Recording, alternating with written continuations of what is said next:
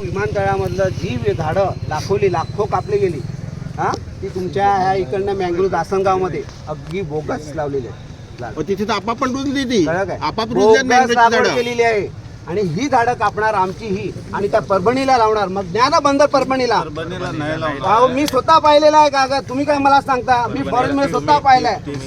अहो 243 हेक्टर जागेवरचं तुम्ही हे कापणार आहेत. कळलं काय? आणि वडकुंडला आहे, तुम्हालाही माहित आहे 10 हेक्टर आणि 20 हेक्टर.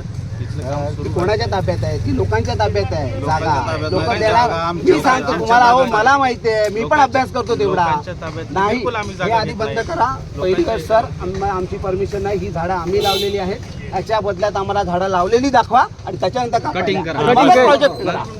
आमच्या जी अधिवेशनची घरं जात आहेत त्याच्या अगोदर त्याला जागा द्या. विनाश करणार अगोदर कापायचा विनाश करायचा. आज 20 वर्षाचं झाड मला 20 वर्षाचं झाड लावलेलं दाखवा आम्हाला. संविधान आहे का? संविधानाच्या गोष्टी करतायत. मी लहानपणापासून झाड बघतोय ते आज तुम्ही कापून टाकलं. तेवढंच झाड मोठं मला लावून वाटले पाहिजे. तुम्ही एक मिनिट थांबा. एक मिनिट. कार्यक्रम करतात. प्रशासकीय अधिकारी आहेत तुमच्याकडे. आम्ही तर अगदी अनपढ आहेत.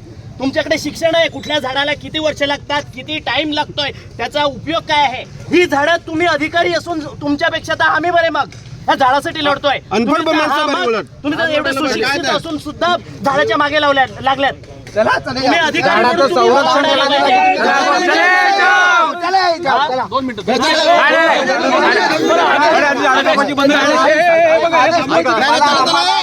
अधिकारी आहेत. अधिकारी लाज वाटली पाहिजे. लाज अधिकारी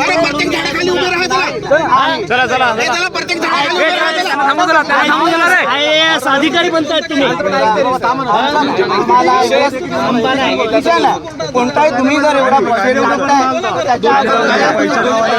मग कारवाई